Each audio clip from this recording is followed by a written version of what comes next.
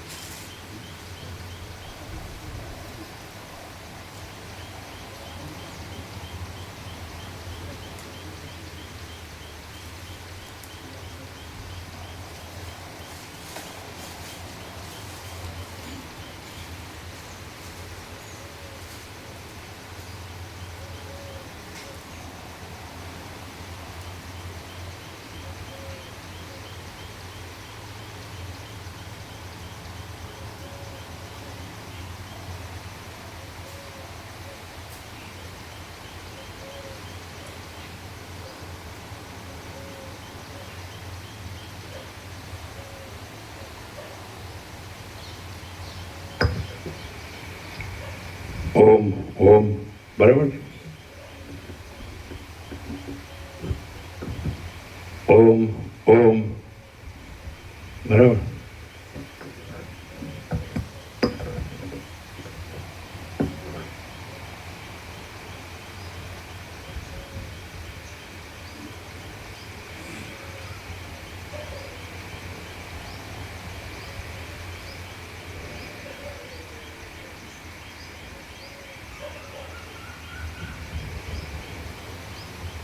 परम चिदाकाश परम ज्योति अखंड ज्योति अनंत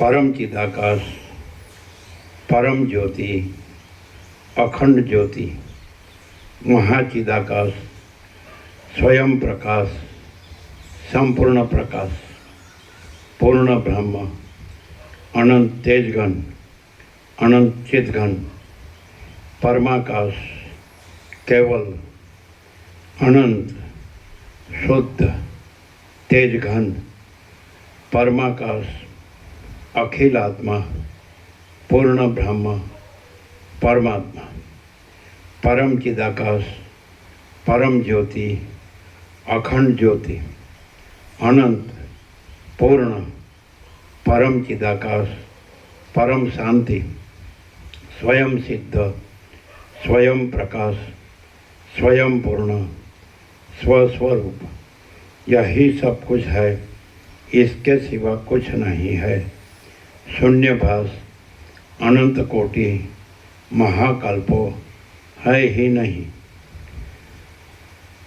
महाचिदाकाश स्वयं प्रकाश संपूर्ण प्रकाश महाचिदाकाश ज्योति अनंत अखंड अभेद महाचिदाकाश ज्योति महातत्व महासामान्य महाचिदाकाश स्वसंवेद्य सहज निर्विकल्प महाचिदाकाश परम कैवल्य परम शांति परम चिदाकाश अनंत पूर्ण निरपेक्ष सत्य अनंत संपूर्ण अपरिघी निर्भ्रांत निरपेक्ष वशिष्ठराम उपशम प्रकरण राउंड 39मो राउंड।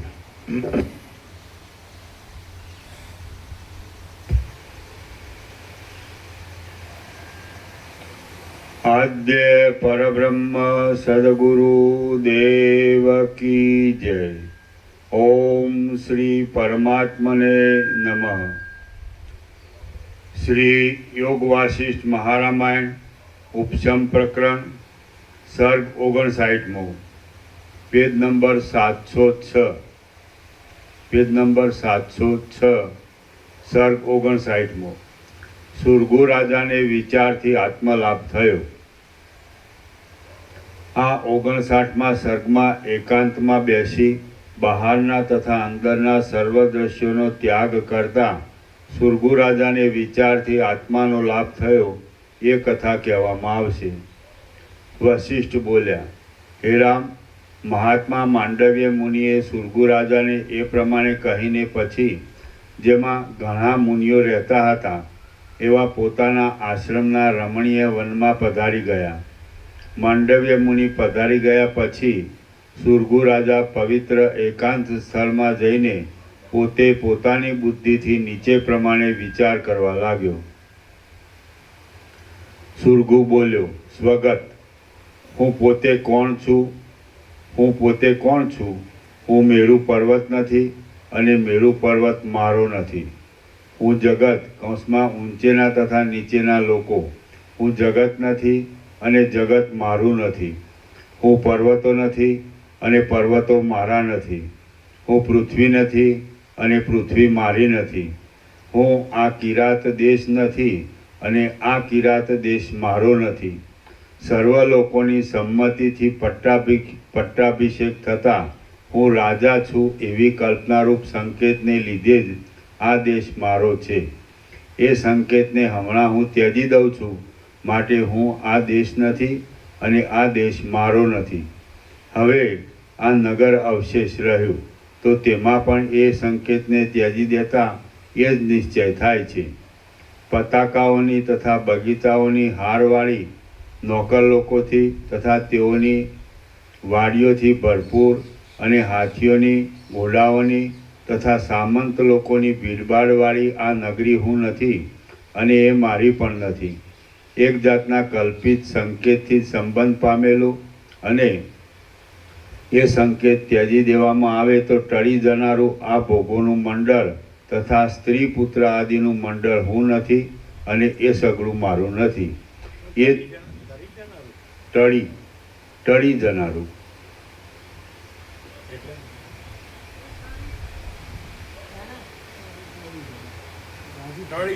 ટળી, હા હા, ટ.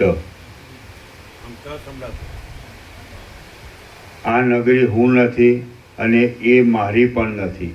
એક જાતના કલ્પિત સંકેતથી જ સંબંધ પામેલું અને એ સંકેત ત્યજી દેવામાં આવે તો ટળી જનારું આ ભોગોનું મંડળ તથા સ્ત્રી પુત્ર આદિનું મંડળ હું નથી અને એ સગળું મારું નથી.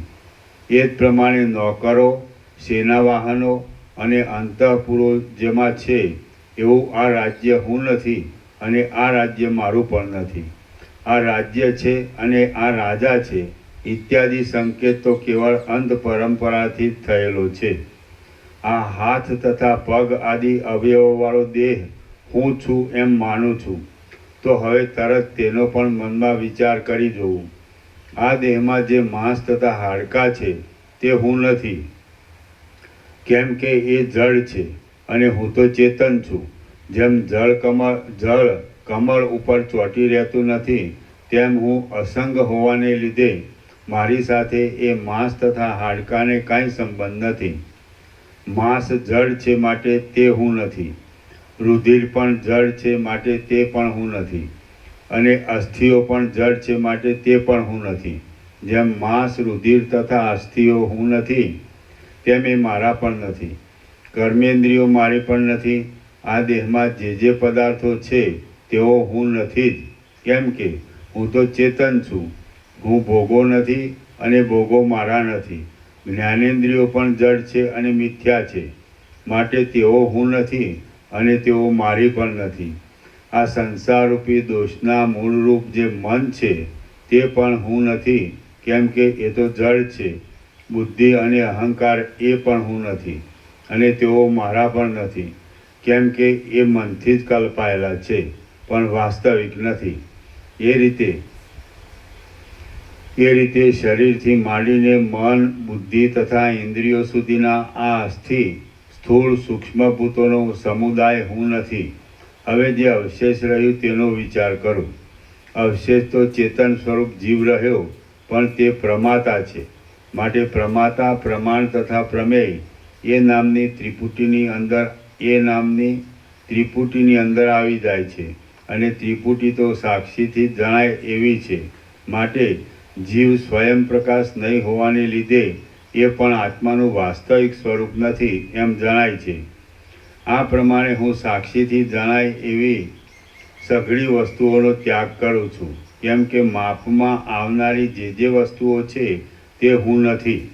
સર્વનો ત્યાગ કરતા તો જ્યાં કોઈ જાતના વિકલ્પ નથી એવું શુદ્ધ ચૈતન્ય અવશેષ રહે છે. માટે તે જ હું છું. આ તો આશ્ચર્ય થયું. મને આત્માની પ્રાપ્તિ થઈ. ઘણા કાળથી યત્ન કરતાં કરતાં એ યત્ન આ સફળ થયો. આ હું અંત વિનાના સ્વરૂપવાળો પરમાત્મા છું. પરમાત્માનો અંત હોય જ નહીં. બ્રહ્મામાં, ઇન્દ્રમાં, યમમાં, વાયુમાં અને સર્વ પ્રાણીઓના સમૂહમાં પણ જેમ તંતુ સઘળા મોતિયામાં પરોવાઈને રહ્યો હોય છે, તેમ એક રૂપે રહેનારો જે પરમાત્મા છે તે હું છું. હું આ નિર્મળ ચૈતન્ય શક્તિ છું કે જે ચૈતન્ય શક્તિ વિષયરૂપી રોગથી રહિત છે, સઘળી દિશાઓમાં ભરપૂર છે અને ભૈરવનો આકાર ધારણ કરવાવાળી છે. તે મનથી સઘળી વૃત્તિઓમાં રહેલી છે, સૂક્ષ્મ છે, ઇષ્ટોથી તથા અનિષ્ટોથી રહિત છે, બ્રહ્મલોક સુધીના સઘળા ભુવનોની અંદર રહેલી છે અને સઘળી શક્તિઓની ડાબલી રૂપ છે.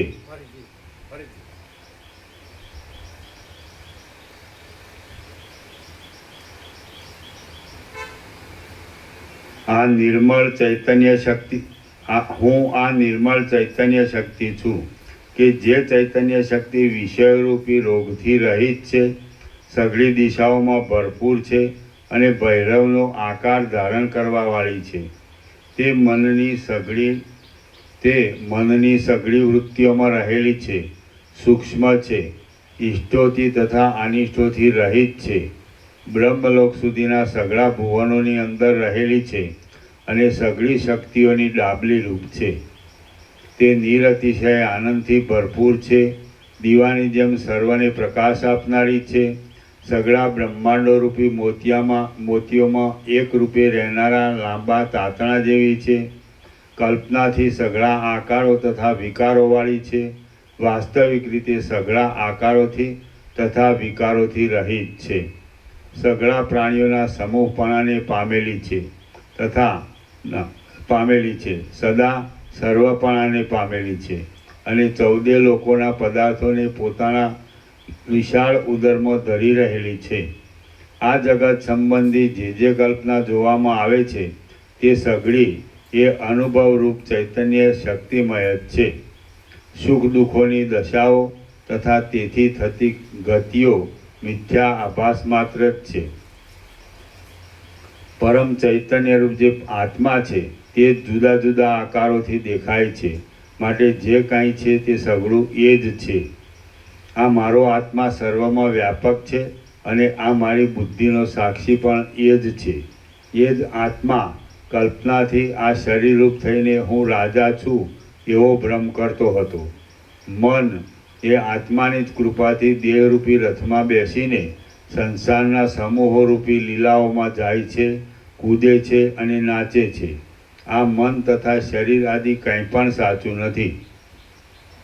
આ મન તથા શરીર આદિ કે જે તુચ્છ છે તે નાશ પામે તો પણ તેમાં મારું કાંઈ નાશ પામતું નથી.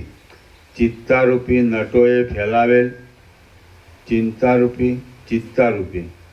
ચિત્તારૂપી નટોએ ફેલાવેલ આ જગતની ઝાડરૂપ નાટક આ એક સાક્ષીરૂપી દીવાની શિખાઓથી જ પ્રકાશે છે. હાય હાય, મને પ્રજાના નિગ્રહ તથા અનુગ્રહ કરવા વિશેની ચિંતાઓ વૃથા જ થઈ હતી. નિગ્રહ અને અનુગ્રહ દેહને લઈને જ છે અને દેહ એ તો કાંઈ જ નથી. અહો, હું સમજી ચૂક્યો છું. મારી દુષ્ટ આસક્તિઓ ચાલી ગઈ. જોવાનું હતું તે સંપૂર્ણ રીતે જોવાઈ ચૂક્યું, અને જે પામવાનું હતું તે સંપૂર્ણ રીતે પમાઈ ચૂક્યું. જગતમાં જે કાંઈ આ દ્રશ્ય જોવામાં આવે છે તેમાંનું કાંઈ પણ અબાધિત છે જ નહીં. માયાથી જીવપણારૂપી ભ્રમ એ ભ્રમથી થયેલો લિંગ શરીરરૂપી ભ્રમ, અને એ ભ્રમથી થયેલો બાહ્ય વસ્તુઓ હોવાનો ભ્રમ, અને એ ભ્રમથી થયેલો જાગ્રત તથા સ્વપ્નરૂપી ભ્રમ. એ વિના જગતનું સ્વરૂપ બીજું કાંઈ નથી. નિગ્રહ તથા અનુગ્રહ અને તેથી થતા શોક તથા હર્ષ ક્યાં ગયા, કેવા હતા, શામાં રહ્યા હતા, અને શા રૂપ હતા એ વિશેનો હવે કાંઈ પત્તો પણ મળતો નથી. સુખ પણ શું છે અને દુઃખ પણ શું છે, કાંઈ જ નથી. જે આ સગળું છે તે વ્યાપક બ્રહ્મ જ છે. હું તો વૃથા જ મૂળ થઈ ગયો હતો. હવે હું મોહથી પર થયો છું. એ સારું થયું. આ સગળું બ્રહ્મરૂપ જ અનુભવવામાં આવે છે, તો હવે આમાં કોને માટે શોક કરવો, શામાં મોહ પામવો, શું જોવું, શું કરવું, ક્યાં રહેવું અને ક્યાં જવું? શોક, મોહ, જોવું, કરવું, રહેવું કે જવું એનો સંભવ જ નથી. આ તો અલૌકિક ચમત્કારવાળું ચૈતન્યરૂપી આકાશ જ આ બ્રહ્માંડ રૂપે દેખાય છે. હે સગળા પંચભૂત આદિ તત્વોથી રહિત આત્મા, હું તને વારંવાર પ્રણામ કરું છું. હે સુંદર, તું ભલે જોવામાં આવ્યો. અહો, હું જાગ્રત થયો છું. જે મેં જાણ્યું તે સંપૂર્ણ અને બરાબર જાણ્યું છે. હું કે જે અંત વિનાનો છું અને યથાર્થ જ્ઞાનથી જ પ્રકટ થયો છું, તેને પ્રણામ કરું છું. આસક્તિ વિનાનો હોવાને લીધે વિષયોથી રહિત સ્થિતિવાળો અને સુષુપ્તિવાળાની જેમ ઉપાધિઓથી મુક્ત થઈને સ્થિર રહેલો છું. માટે સંસારના ભ્રમથી રહિત હોવાને લીધે, જેમાં જગતના અધ્યારોપરૂપી કલંક જ નથી, એવા આત્મામાં જ ભરપૂરપણાથી રહ્યો છું. હવે કદી પણ મને વિષમતા થાય એમ નથી. શ્રી યોગ વાસિષ્ઠ મહારામાયણમાં ઉપશમ પ્રકરણનો સુરગુ વિશ્રાંતિ નામનો સર્ગ 59મો સમાપ્ત. સર્ગ 60મો. સુરગુ રાજાએ દેહ પડતા સુધી કરેલું નિસંગ આચરણ. આ 8મા સર્ગમાં જીવન મુક્તિપણાને લીધે સુરગુ રાજાનું દેહ પડ્યા સુધી નિસંગ આચરણ અને દેહ પડી ગયા પછી તેની આકાશની પેઠે સ્થિતિ એ કથા કહેવામાં આવશે. વશિષ્ઠ બોલ્યા, હે રામ, જેમ આ વિશ્વામિત્ર તપ કરવારૂપી દ્રઢ ઉદ્યોગને લીધે બ્રાહ્મણપણું પામ્યા છે, તેમ એ હેમજટ નામના ભીલ લોકોનો રાજા સુરગુ વિવેકરૂપી દ્રઢ ઉદ્યોગને લીધે સર્વોત્તમ પરમપદને પ્રાપ્ત થયો. જેમ સૂર્ય વારંવાર થતી દિવસોની પંક્તિઓ સાથે કંઈ સંબંધ રાખતો નથી, તેમ એ રાજા વારંવાર થતી અને જેનું પરિણામ દુઃખ જ છે એવી સંસાર સંબંધી ક્રિયાઓમાં આસક્તિ રાખતો નથી. જેમ નદીના મધ્યમાં રહેલો પર્વત નદીનું ગમે તેવું પૂર આવવા છતાં પણ કંપથી રહિત જ રહે છે, તેમ એ રાજા ત્યારથી રાજ્ય સંબંધી સમ વિષમ કાર્યોમાં પડવા છતાં પણ સર્વદા સંતાપથી રહિત જ રહ્યો. એ રાજા દરરોજ નિયમિત કાર્યો કરતો હતો, તે છતાં પણ હર્ષથી તથા ક્રોધથી રહિત રહેવાને લીધે અને ઉદાર તથા ગંભીર સ્વરૂપવાળો હોવાને લીધે સમુદ્રની જેમ શોભવા લાગ્યો. જેમ દીવો કંપ વિનાની અને પ્રકાશવાળી શિખાથી શોભે છે, તેમ એ રાજા સુષુપ્તિ અવસ્થામાં ચિત્તવૃત્તિ જેવી નિશ્ચળ રહે છે તેવી નિશ્ચળ રહેનારી અને આત્મારૂપી પ્રકાશવાળી પોતાની ચિત્તવૃત્તિથી શોભવા લાગ્યો. એ રાજા નિર્દય, દયાળુ, સુખ દુઃખો આદિ દ્વંદ્વોવાળો, મત્સરવાળો, આસ્તિક, નાસ્તિક, વિષયોના ગ્રહણવાળો અને વિષયોના ત્યાગવાળો પણ ન રહ્યો. સર્વદા સમતા ભરેલી, ચપળતા ટળી જવાને લીધે ધીરતાવાળી અને અંદર શીતળપણાવાળી વૃત્તિથી ભરપૂર સમુદ્રની જેમ અને પૂર્ણચંદ્રની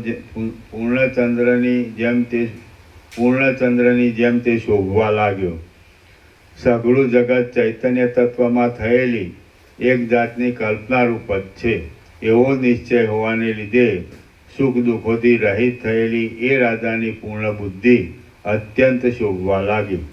તત્વને સમજેલો અને ચૈતન્યમાં એકતા પામેલો હોવાને લીધે પૂર્ણ થયેલો એ રાજા વિલાસ કરતા, રાજ્યના સુખ ભોગવતા, ઊભા રહેતા, ચાલતા, બેસતા અને સૂતા પણ નિર્વિકલ્પ સમાધિમાં રહેલા જેવો રહેવા લાગ્યો.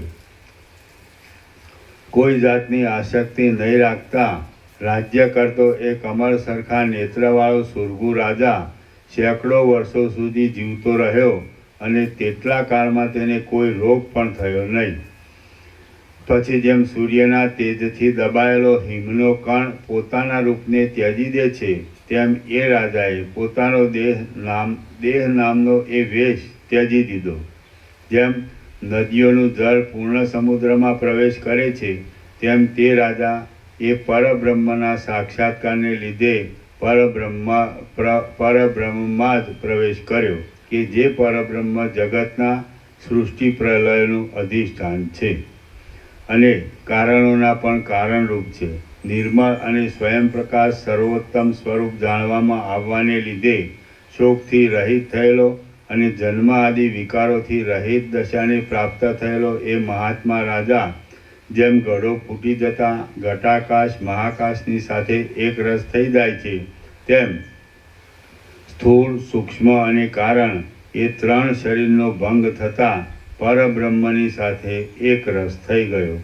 શ્રી યોગ વાસિષ્ઠ મહારામાયણમાં ઉપશમ પ્રકરણનો સુરગુ નિર્વાણ નામનો સર્ગ 60મો સમાપ્ત.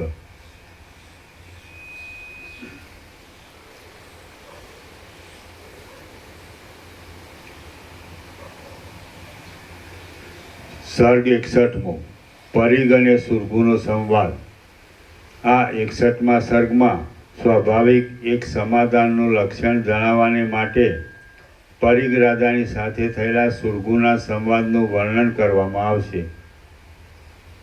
વશિષ્ઠ બોલ્યા, હે કમળપત્રો સરખા નેત્રોવાળા રામ, તમે પણ એ રીતે તત્વબોધથી સઘળા પાપોને દૂર કરી જગતના કલ્યાણ માટે શોકથી રહિત થાઓ અને સુખ દુઃખાદી દ્વંદ્વોથી રહિત જીવન મુક્તની પદવીને પ્રાપ્ત થાઓ. બાળકની પેઠે ઘોર અંધારામાં ડૂબેલું મન જો આ વિચારરૂપી દીવાને મેળવે તો તેના આશ્રયને લીધે તેને કદી પણ પરિતાપ થતો નથી. જેમ ખાડામાં પડતો માણસ ખડના દ્રઢ જથ્થાના આશ્રયથી સુખ પામે છે, તેમ મોહમાં પડતું ચિત્ત આ રીતના વિવેકના આશ્રયથી સુખ પામે છે. માટે તમે આ પવિત્ર વિચારને અભ્યાસથી દ્રઢ કરીને તેનો બીજાઓને ઉપદેશ કરો અને સર્વદા મનને એક સમાધાનવાળું રાખો. એટલે એમ કરવાથી તમે પૃથ્વીના શણગાર રૂપ થશો. રામ બોલ્યા, હે મુનીશ્વર, પવનથી ઉડતા મોરના પીંછા જેવું ચપળ મન એક સમાધાનવાળું કેવી રીતે થાય અને તે એક સમાધાન કેવું થાય એ મને આપ કહો. વશિષ્ઠ બોલ્યા, હે રામ, તત્વબોધને પ્રાપ્ત થયેલા એ જ સુરગુ રાજાનો કૌંસમાં એ જીવતો હતો તે સમયનો એ જ સુરગુ રાજાનો અને પર્ણાદ નામના રાજર્ષિનો આ અદ્ભુત સંવાદ હું કહું છું તે તમે સાંભળો. જેઓએ એક સમાધાનમાં મનને સમજાવ્યું હતું તથા જોડ્યું હતું, એવા એ બે રાજાઓને પરસ્પરની સાથે જે વાતચીત થઈ છે તે હું તમને કહી સંભળાવું છું. પ્રબળ શત્રુઓને હણનારો અને પરિગ એ નામથી પ્રખ્યાતિ પામેલો પારસી ઈરાન દેશનો એક રાજા હતો. જેમ રથ ધરીના પ્રભાવથી સારી રીતે ચાલે છે, તેમ એ રાજાના પ્રભાવથી એ દેશ સારી રીતે ચાલતો હતો. જેમ નંદનવનમાં રહેનારા કામદેવનો વસંત પરમ મિત્ર છે, તેમ સુરગુ રાજાનો એ પરિગ રાજા પરમ મિત્ર હતો. કોઈ સમયે જેમ પ્રજાના અપરાધોને લીધે સંસારમાં પ્રલય થાય, તેમ એ પરિગ રાજાના દેશમાં પ્રજાના પાપોને લીધે મોટી અનાવૃષ્ટિ થઈ. જેમ સળગતા દાવાનળમાં જંગલના ઘણા પ્રાણીઓ નાશ પામે, તેમ ભૂખથી દુર્બળ થયેલી ઘણી પ્રજાઓ એ અનાવૃષ્ટિમાં નષ્ટ થઈ ગઈ. એ દુઃખને લીધે પરિગ રાજાને અત્યંત ખેદ થયો. જેમ પ્રવાસી જન બળી ગયેલા ગામનો ત્યાગ કરે તેમ પરિગ રાજાએ એ ખેદને લીધે પોતાનું સઘળું રાજ્ય ત્યજી દીધું. એ આનંદ પ્રભુ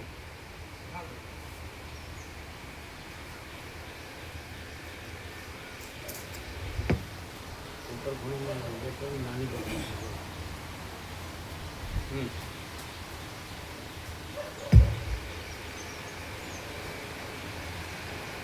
પ્રજાનો વિનાશ થતો અટકાવી નહીં શકવાને લીધે વૈરાગ્યને પામેલો એ રાજા મૃગચર્મવાળા મુનિની જેમ તપ કરવા સારું વનમાં ગયો.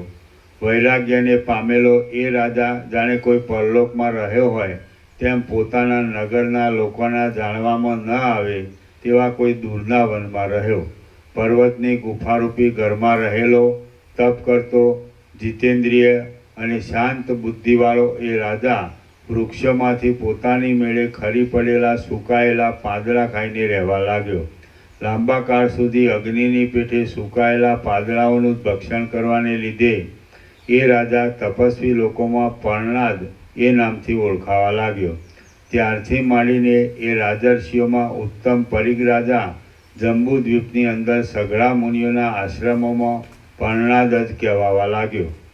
પછી 1000 વર્ષ સુધી દારૂણ તપશ્ચર્યા કરીને અભ્યાસને લીધે તે રાજા અંતઃકરણની શુદ્ધિથી અને ઈશ્વરના અનુગ્રહથી જ્ઞાનને પ્રાપ્ત થયો. સુખ દુઃખાદી દ્વંદ્વોથી તથા આશાઓથી રહિત થયેલો, શાંત મનવાળો, રાગદ્વેષ વિનાનો અને તત્વને સમજનારી બુદ્ધિવાળો એ રાજા જીવન મુક્ત થયો. હે રામ, જેમ ભ્રમર હંસોની સાથે કમલિનીમાં પોતાની ઈચ્છા પ્રમાણે વિચરે છે તેમ એ રાજા સિદ્ધ લોકોની અને સાધ્ય લોકોની સાથે આ ત્રૈલોક્યરૂપી મઠમાં પોતાની ઈચ્છા પ્રમાણે વિચરવા લાગ્યો. એક દિવસે પર્ણાદ રાજા હેમજટ નામના ભીલ લોકોના રાજા સુરગુને ઘેર આવી પહોંચ્યો કે જે ઘર રત્નોની રચનાવાળું હોવાને લીધે જાણે બીજું મેરુ પર્વતનું શિખર હોય એવું લાગતું હતું. જે પરમ તત્વ જાણવાનું છે તે જાણી લીધેલું હોવાને લીધે પૂર્ણ થયેલા અને મૂર્ખતામાંથી નીકળીને જીવન મુક્ત થયેલા એ બંને રાજાઓએ પોતે પરસ્પરના જૂના મિત્ર હોવાને લીધે પરસ્પરની પૂજા કરી. અહો, આજ મારો પવિત્ર કર્મો સફળ થયા કે જેથી મને આપનો સમાગમ થયો, એમ તેઓએ એકબીજાને કહ્યું. પછી પરસ્પર આલિંગન કરીને અન્યોન્યના સમાગમથી અત્યંત આનંદ પામેલા એ બંને રાજાઓ જેમ ચંદ્ર અને સૂર્ય એક ઉદયાચળમાં બેસે છે તેમ એક આસન ઉપર બેઠા. પરિગ બોલ્યો, આજ તમારા દર્શનથી મારું ચિત્ત મોટા આનંદને પ્રાપ્ત થયું છે અને મન જાણે ચંદ્રના બિંબમાં ડૂબ્યું હોય તેમ શીતળપણાને પ્રાપ્ત થયું છે. જેની શાખાઓ કપાઈ ગઈ હોય એવું વૃક્ષ જેમ જળાશયના કિનારે હોવાને લીધે સેંકડો શાખાઓવાળું થાય છે તેમ જાણે સ્વાભાવિક સુખ જ હોય એવો પ્રેમ વિયોગ પ્રાપ્ત થતાં સેંકડો શાખાઓવાળો થાય છે. એ મિત્ર, આપણી વિશ્વાસ ભરેલી તે જૂની વાતોને, તે લીલાઓને અને તે ચેષ્ટાઓને સંભાળી હું વારંવાર રાજી થાઉં છું. તમને જેમ માંડવ્ય મુનિની કૃપાથી જ્ઞાન પ્રાપ્ત થયું છે તેમ મને તપથી પ્રસન્ન થયેલા ઈશ્વરની કૃપાથી જ્ઞાન પ્રાપ્ત થયું છે. હે રાજા, હવે તમે સઘળા દુઃખોથી રહિત થયા ને? જેમ દેવ મેરુ પર્વતમાં આરામ સેવે છે તેમ તમે પરબ્રહ્મમાં શાંત થયા ને? જેમ શરદ ઋતુમાં તળાવના જળમાં નિર્મળતા થાય છે તેમ આત્મારામપણાને લીધે તમારા ચિત્તમાં મોટા કલ્યાણરૂપી નિર્મળતા થઈ છે ને? હે ભલા રાજા, જે કાર્યો લોકોના હિતને માટે અવશ્ય કરવા જોઈએ તે કાર્યોને અત્યંત સ્વચ્છ, ગંભીર અને ક્ષમતાવાળી દ્રષ્ટિએ કરે જાઓ છો ને? તમારા દેશના લોકો આધિઓથી તથા વ્યાધિઓથી રહિત, ધીર, ધાન્યની સમૃદ્ધિવાળા અને સંતાપ વિનાના છે ને? ધાન્ય આદિ ઉત્તમ ફળોવાળી તમારી પૃથ્વી ફળોથી નમી રહેલી કલ્પવૃક્ષની લતાની જેમ જોઈતા ફળો આપીને તમારી પ્રજાઓને અત્યંત તૃપ્ત કરે છે ને, જેમ ચંદ્રના કિરણોનું હિમના સમૂહ જેવું ધોળું મંડળ દિશાઓમાં ફેલાય છે, તેમ તમારી હિમના સમૂહ જેવી ધોળી પવિત્ર કીર્તિ દિશાઓમાં ફેલાયેલી છે ને, જેમ તળાવનું જળ પોતાની અંદરની કમળોના કંદોની ભૂમિકાઓને પૂરી દે છે, તેમ તમે પોતાના ગુણોના સમૂહોથી સઘળી દિશાને પૂરી દીધી છે ને. પ્રત્યેક ગામડાઓમાં ચોખાની શાળના ક્યારાઓની ચોકી કરવા બેઠેલી ખેડૂતોની કન્યાઓ રાજી થતી આનંદ આપનારા તમારા યશને ગાય છે. એ તમારા ધાન્યો, ધનો અને વૈભવો બધું આબાદ છે ને. તમારા નોકરો, સ્ત્રીઓ, પુત્રો અને પ્રજાજનો કુશળ છે ને. તમારી આ કાયારૂપી લતા ચિંતાઓથી તથા રોગોથી રહિત છે ને. અને તે આ લોક સંબંધી તથા પરલોક સંબંધી સુખ આપનારા પુણ્યરૂપી ફળને ઉત્પન્ન કરે છે ને. વિષયરૂપી સર્પો કે જેઓ ઉપરથી સારા લાગે એવા છે, પણ પરિણામે અત્યંત શત્રુતા કરે એવા છે, તેઓમાં તમારું મન વૈરાગ્ય રાખીને વર્તે છે ને. અહો, જેમ કાળ વસંતને અને પર્વતના તટને ભેગા કરી દે છે, તેમ આપણે બે કે જેઓ ઘણા દિવસો થયા જુદા પડી ગયા હતા, તેઓને કાળે આજ ફરી ભેગા કરી દીધા છે. હે મિત્ર, જગતમાં લોકોના સંયોગોથી તથા વિયોગોથી થતા સુખ દુઃખોની દશાઓ કોઈ એવી નથી કે જેઓ જીવતા માણસોના જોવામાં ન આવે. આપણે પણ એવા પ્રકારની લાંબી દશાઓને લીધે જુદા પડી ગયા હતા. તેઓ આજ ફરી ભેગા થયા છીએ. પ્રાણીઓના કર્મોને અનુસરનારી ઈશ્વરની ઈચ્છાનો વિલાસ અદ્ભુત છે. સુરગુ બોલ્યો, હે મહારાજ, પ્રાણીઓના કર્મોને અનુસરનારી ઈશ્વરની ઈચ્છાની ગતિ કે જે સર્પની ગતિની જેમ બહુ જ ગુપ્ત, ગંભીર અને વિસ્મય આપનારી છે, તેને કોણ જાણી શકે? ઈશ્વરે તમને અને મને દૂર દેશોમાં ને પ્રથમથી જાણવામાં ન આવે એવી દશાઓમાં જુદા કરી નાખીને આજ ફરી ભેગા કરી દીધા છે. અહો, ઈશ્વરને શું અસાધ્ય છે? કશું અસાધ્ય નથી. હે મહાધૈર્યવાળા, અમે અહીં ક્ષેમ કુશળથી રહ્યા છીએ અને આજ તમારા પધારવારૂપી પુણ્યે અમને અત્યંત પવિત્ર કર્યા છે. જુઓ, તમારા પધારવાથી જેઓના પાપો ક્ષીણ થઈ ગયા છે, એવા લોકોના પુણ્યરૂપી વૃક્ષો એવા તો ફળીભૂત થયા છે કે જેઓથી અમે સઘળી વ્યાકુળતાથી રહિત અને કૃતાર્થ થયેલા છીએ. એ રાજર્ષિ, અમારા નગરમાં રહેલી સંપત્તિઓ આજ તમારા પધારવાથી ખીલી ઉઠી છે. એ મહાપ્રભાવશાળી, તમારું પવિત્ર ભાષણ અને પવિત્ર દર્શન ચારે બાજુથી જાણે અમૃતોના મીઠા પ્રવાહને વરસતું હોય એવું લાગે છે. મહાત્માઓનો સમાગમ મોક્ષ સુખની પ્રાપ્તિ જેવું જ છે. શ્રી યોગ વાસિષ્ઠ મહારામાયણમાં ઉપશમ પ્રકરણનો સુરગુ પરીખ સમાગમ નામનો સર્ગ 61મો સમાપ્ત. સર્ગ 62મો. ચૈતન્યનું સ્ફુરણ રહેવાથી નિત્ય સમાધિ જ રહે છે. આ 62મા સર્ગમાં અજ્ઞાનરૂપી આવરણનો ભંગ થતાં નિરંતર ચૈતન્યનું સ્ફુરણ થવાને લીધે તત્વવેત્તાઓને સર્વદા સમાધિ જ રહે છે એમ કહેવામાં આવશે. વશિષ્ઠ બોલ્યા, હે રામ, પછી ઘણી વાર સુધી જૂના સ્નેહથી ભરેલી એવા પ્રકારની વિશ્વાસની વાતો કરીને પરીઘ રાજાએ સુરગુ રાજાને નીચે પ્રમાણે પૂછ્યું. પરીઘ બોલ્યો, હે રાજા, આ સંસારરૂપી જાળમાં જે કામ કરવામાં આવે છે તે સર્વ કામ સ્થિત પ્રજ્ઞ ચિત્તવાળાને સુખદાયી થાય છે, અજ્ઞાનીને સુખદાયી થતું નથી. સમાધિ કે જે સઘળા સંકલ્પોથી રહિત છે, પરમ શાંતિનું સ્થાન છે, સઘળા દુઃખોના અત્યંત ઉપશમરૂપ છે અને સંસાર સંબંધી સુખો કરતાં અત્યંત શ્રેષ્ઠ છે, તેને તમે કરો છો ને? સુરગુ બોલ્યો, હે મહારાજ, આપ જેને સઘળા સંકલ્પોથી રહિત, સઘળા વિક્ષેપરૂપી દુઃખોના અત્યંત ઉપશમરૂપ અને સંસાર સંબંધી સુખો કરતાં અત્યંત શ્રેષ્ઠ કહો છો, તે સમાધિ શો પદાર્થ છે એ મને કહો. એ મહાત્મા, જે તત્વવેત્તા પુરુષ હોય છે તે બેસી રહેતા અથવા વ્યવહાર કરતા પણ સમાધિ વિનાનો ક્યારે રહે છે? જે ક્ષણ માત્ર પણ સમાધિ વિનાનો રહે તે તત્વવેત્તા જ કેમ કહેવાય?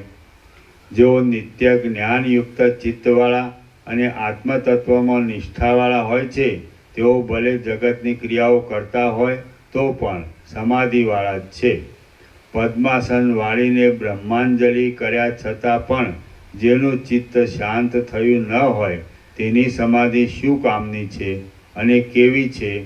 હે મહારાજ, સઘળી આશાઓરૂપી ખડોને બાળી નાખવામાં અગ્નિરૂપ જે તત્વબોધ છે તે જ સમાધિ કહેવાય છે.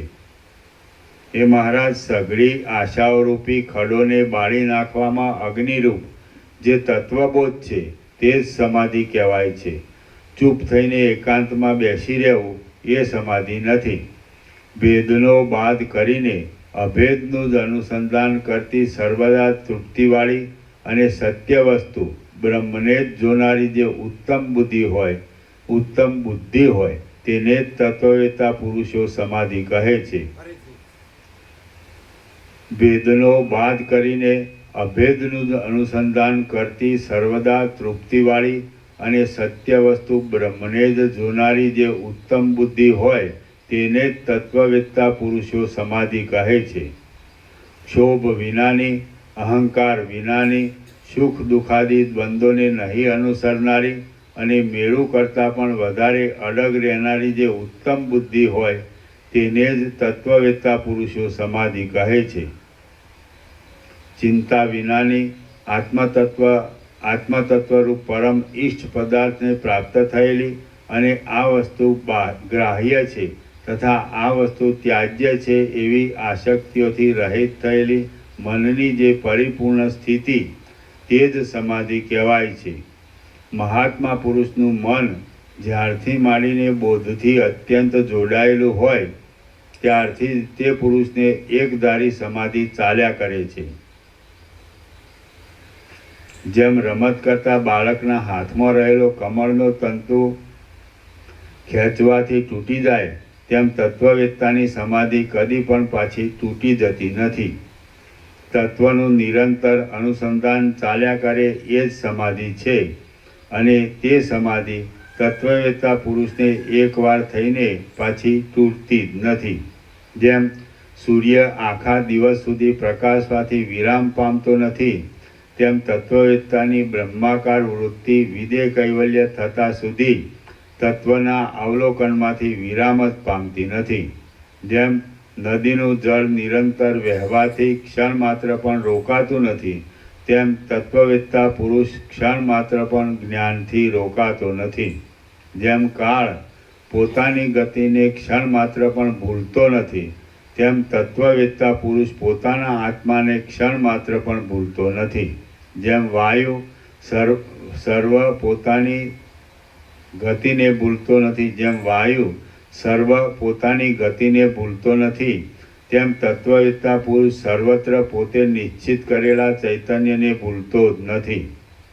જેમ કાળની મૂર્તિરૂપ સૂર્યાદિ નિરંતર ચાલ્યા જ કરે છે તેમ જ્ઞાનીને વિષયોથી રહિત ચૈતન્યનું સ્ફુરણ નિરંતર રહ્યા જ કરે છે. જેમ કોઈપણ પદાર્થ સત્તા વિનાનો મળતો નથી તેમ જ્ઞાનીને કોઈપણ કાળ આત્માના અનુસંધાન વિનાનો પ્રાપ્ત થતો નથી.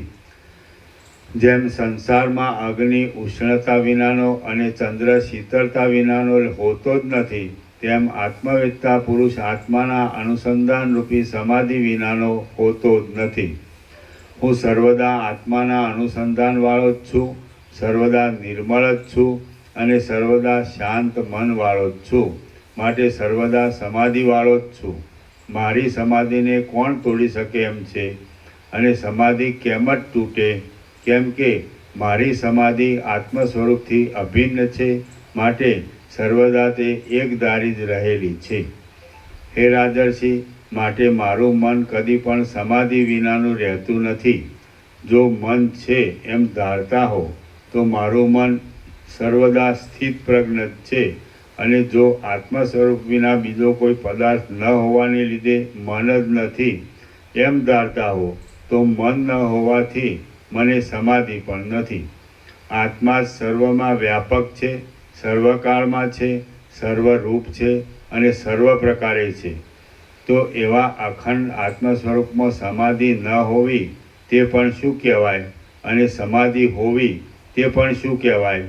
દ્વૈતરૂપી વિભાગોથી રહિત થયેલા અને અત્યંત ક્ષમતાવાળા મહાત્મા પુરુષો સર્વદા સમાધિવાળા જ હોય છે. એટલા માટે આ તત્વવેત્તા સમાધિવાળો છે અને આ તત્વવેત્તા સમાધિ વિનાનો છે એવા પ્રકારનો બોલવાનો ભેદ ક્યાં સંભવે છે? સંભવતો જ નથી. શ્રી યોગ વાસિષ્ઠ મહારામાયણમાં ઉપશમ પ્રકરણનો સમાધિ નિશ્ચય નામનો સર્ગ 62મો સમાપ્ત. સર્ગ 63મો. સુરગુએ પોતાની સહજ સ્થિતિનું વિસ્તારથી વર્ણન કર્યું. આ 63મા સર્ગમાં પરિગે પરીક્ષા કરીને વખાણેલો સુરગુ પોતાની સહજ સ્થિતિનું વિસ્તારથી વર્ણન કરશે. પરિગ બોલ્યો, હે સુરગુ રાજા, હું તમારી પરીક્ષા કરી ચૂક્યો છું. તમે પરમપદને પામી ચૂક્યા છો ને તમે અત્યંત શીતળ અંતઃકરણવાળા હોવાને લીધે પૂર્ણચંદ્રની જેમ શોભો છો. તમે આનંદરૂપી રસથી પૂર્ણ બ્રહ્મ વિદ્યારૂપી ઉત્તમ લક્ષ્મીવાળા, શીતળ અને સ્નિગ્ધ મધુર હોવાને લીધે કમળની જેમ શોભો છો. તમે નિર્મળ, વિસ્તીર્ણ, પૂર્ણ તેમજ ગંભીર હોવાને લીધે અને જે તમારી અંદર છે તે સ્પષ્ટ દેખાતું હોવાથી કાંઠાના પવનોથી રહિત થયેલા સમુદ્ર જેવા શોભો છો. તમે સ્વચ્છ, આનંદથી ભરપૂર, અહંકારરૂપી મેઘથી રહિત, ચોખ્ખા, વિસ્તીર્ણ અને ગંભીર હોવાને લીધે શરદ ઋતુના આકાશમાના જેવા શોભો છો. તમે સઘળા ઇષ્ટ તથા અનિષ્ટ વિષયોમાં આસક્તિ વિનાના દેખાઓ છો. સર્વ વિષયોમાં સંતુષ્ટ જ રહો છો અને તમને કોઈ પણ વિષય ઉપર રાગ રહ્યો નથી. એટલા માટે તમે સઘળી રીતે શોભો છો. સારનો તથા અસારનો વિચાર કરી તેના નિર્ણયના પારને પામેલા તમે પોતાની મોટી બુદ્ધિથી આ સઘળું જગત અખંડ બ્રહ્મરૂપ જ છે એમ જાણો છો. હે સાચા ખોટાના વિવેચનને જાણનારા રાજા, તમારું શરીર આનંદથી ભરેલા અંતઃકરણવાળું અને ચડતી પડતી દશાઓને લીધે અચંચળ થયેલું છે. હે પ્યારા, જેમ સમુદ્ર અમૃતથી ભરપૂર હોય તેમ તમે સઘળી વસ્તુઓથી રહિત પરમાત્માની અંદર ભરપૂર થયા છો. તમને પરમપદમાં એવી તૃપ્તિ મળી છે કે જે તૃપ્તિ પાછી કદી પણ ક્ષીણ થશે નહીં. સુરગુ બોલ્યો, હે મુનિ, જેને આપણે ગ્રહણ કરવા યોગ્ય માનીએ એવી કોઈ વસ્તુ જ નથી. જે કાંઈ આ દ્રશ્ય જોવામાં આવે છે તે સઘળું કાંઈ જ નથી, મિથ્યા જ છે. કોઈ પદાર્થ ગ્રહણ કરવા યોગ્ય નહીં હોવાને લીધે કોઈ પદાર્થ ત્યાગ કરવા યોગ્ય નથી. જેનું ગ્રહણ કરવામાં આવે તેનો જ ત્યાગ કરી શકાય. આપણે કોઈનું પણ ગ્રહણ કર્યું નથી, માટે આપણાથી ત્યાગ કરવા યોગ્ય પણ શું કહી શકાય? જે પદાર્થ એક કાળમાં તુચ્છ ભાસે છે તે જ પદાર્થ બીજા કાળમાં તુચ્છ લાગતો નથી, અને જે પદાર્થ એક કાળમાં તુચ્છ લાગતો નથી તે જ પદાર્થ બીજા કાળમાં તુચ્છ ભાસે છે. તો એ રીતે સંસાર સંબંધી સઘળા પદાર્થોના સારા નરસાપણાનું ઠેકાણું નહીં હોવાને લીધે પદાર્થોને સારા નરસા ગણવારૂપી મારા મનની સ્થિતિઓ ઘણા કાળથી ક્ષીણ થઈ ગઈ છે. સારો લાગતો પદાર્થ દેશકાળને લીધે પાછો નરસો લાગે છે, અને નરસો લાગતો પદાર્થ દેશકાળને લીધે પાછો સારો પણ લાગે છે. માટે સમજુ પુરુષે કોઈ પદાર્થની નિંદા કે સ્તુતિ કરવી જ નહીં. લોકમાં જે નિંદા કે સ્તુતિ થાય છે તે રાગથી જ થાય છે, અને રાગ એ ઈચ્છા જ છે. સારી બુદ્ધિવાળો તત્વવેત્તા પુરુષ તો સર્વથી ઉત્કૃષ્ટ એક પરબ્રહ્મરૂપી વસ્તુમાં જ રાગ ધરાવે છે. માટે તે બીજા સઘળા પદાર્થોની ઈચ્છા વિનાનો હોવાને લીધે કયા પદાર્થની નિંદા કરે અને કયા પદાર્થની સ્તુતિ કરે? ત્રૈલોક્યમાં સ્ત્રીઓ, પર્વતો, સમુદ્રો, વનરાજ્યો અને સઘળા પ્રાણીઓ સાચાપણાથી રહિત જ છે. માટે વાસ્તવિક રીતે જોતા સંસારમાં કોઈ સાર જ નથી. માંસ, હાડકાં, લાકડા, માટી અને પથરાથી ગોઠવાયેલા વિચાર માત્રથી જ નષ્ટ થઈ જાય છે.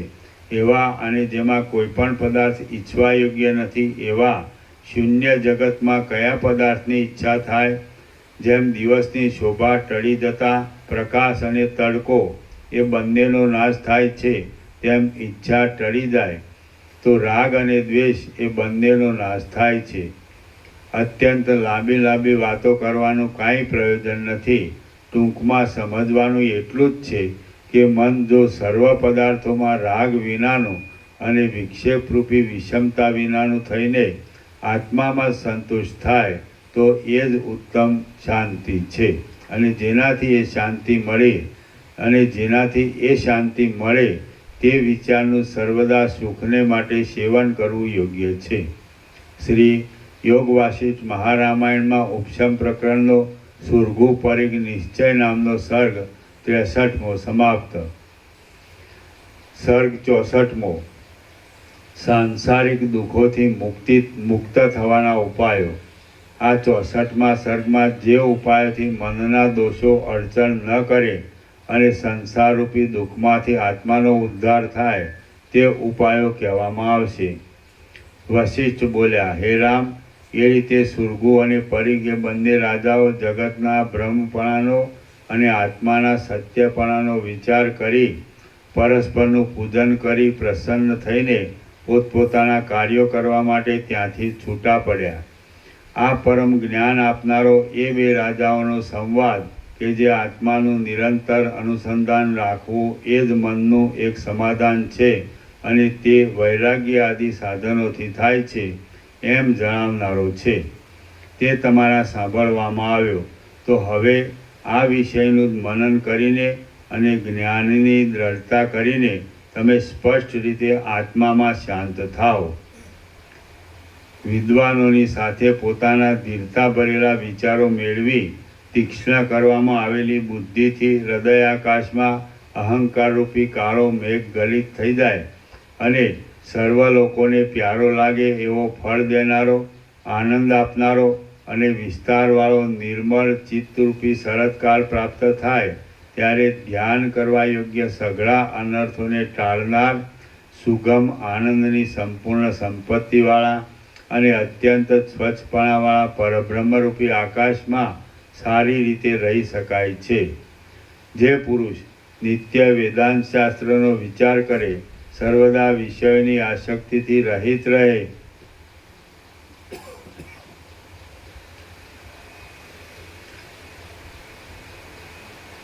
જે પુરુષ નિત્ય વેદાંત શાસ્ત્રનો વિચાર કરે, સર્વદા વિષયોની આસક્તિથી રહિત રહે અને સર્વદા આત્માનું અનુસંધાન કર્યા કરે તે સુખી પુરુષને મનના શોકો કાંઈ જ અડચણ કરી શકતા નથી.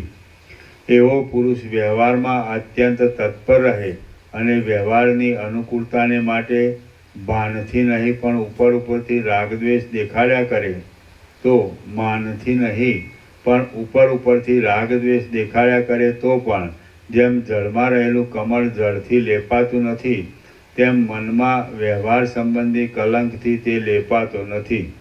જેમ હાથી સિંહને કાંઈ અડચણ કરી શકતો નથી તેમ તે પુરુષ રાગદ્વેષથી રહિત, શાંત મનવાળો અને આત્માના ઉત્તમ વિજ્ઞાનવાળો હોય તેને મન કાંઈ જ અડચણ કરી શકતું નથી.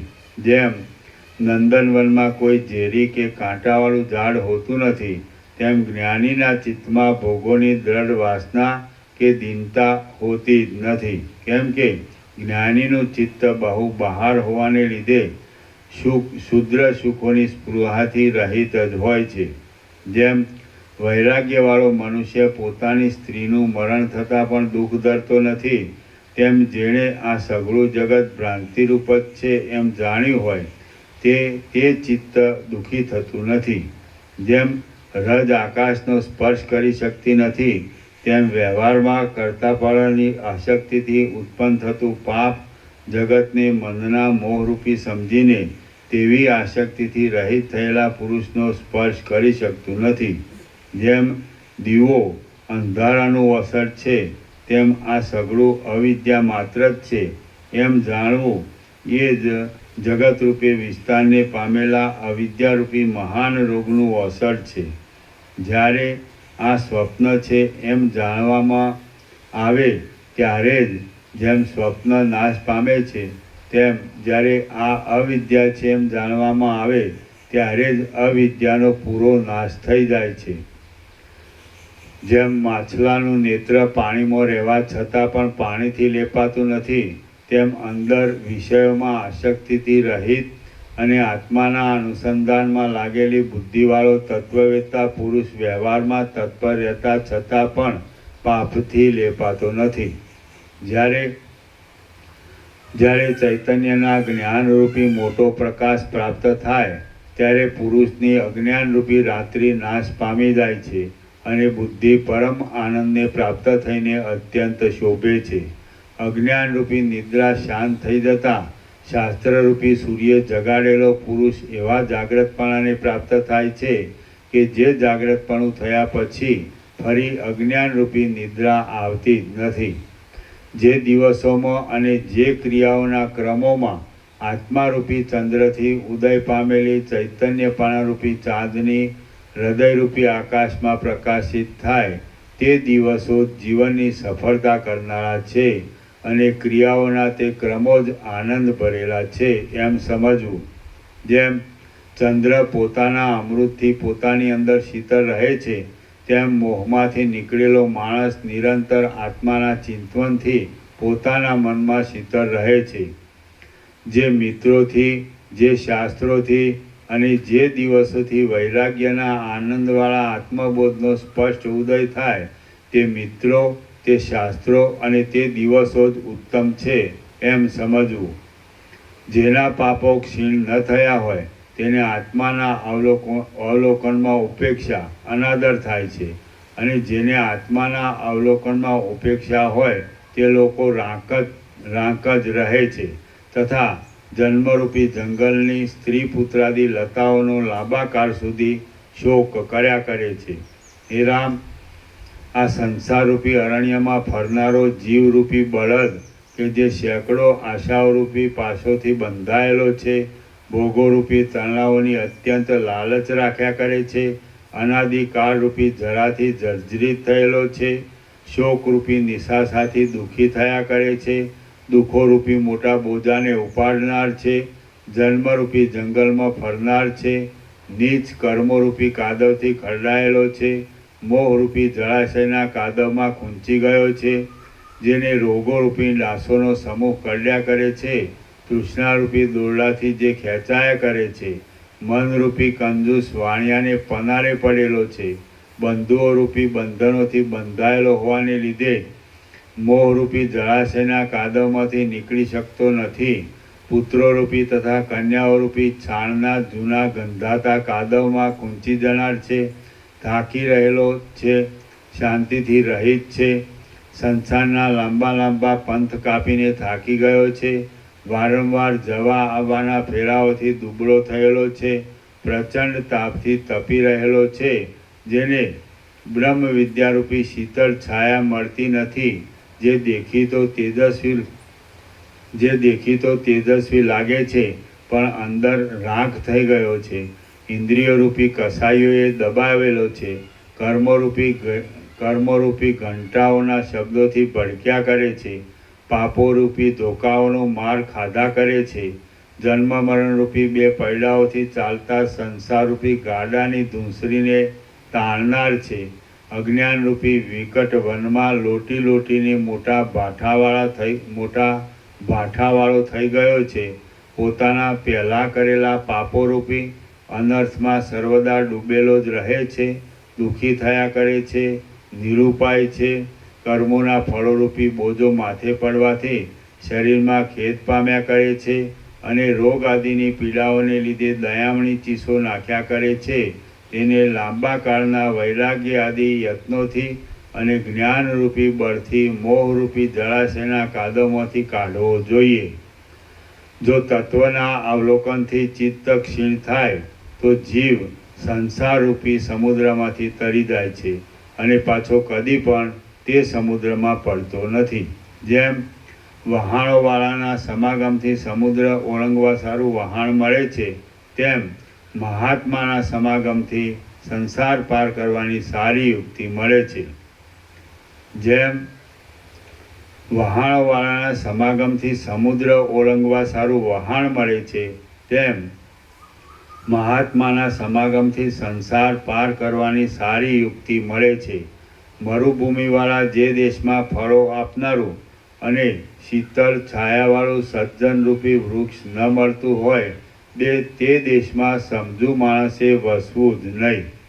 સુજનરૂપી ચંપક જે સ્નિગ્ધ તથા શીતળ વચનરૂપી પાંદડાવાળો હોય છે, ધીરતારૂપી છાયાવાળો હોય છે અને મંદ હાસ્યરૂપી પુષ્પવાળો હોય છે, તેની પાસે જવાથી ક્ષણ માત્રમાં અત્યંત શાંતિ મળે છે. આ સંસાર કે જે આત્મલાભરૂપી શાંતિ ન મળી હોય ત્યાં સુધી મહામોહને અને અદ્ભુત સંતાપોને આપનાર છે, તેમાં બુદ્ધિમાન પુરુષે જો પોતાને કાંઈ પણ વિવેક પ્રાપ્ત થયો હોય તો પડ્યા રહેવું યોગ્ય નથી. પોતાનો બંધુ પોતે જ છે, માટે પોતાથી જ પોતાનો ઉદ્ધાર થાય એમ કરવું જોઈએ.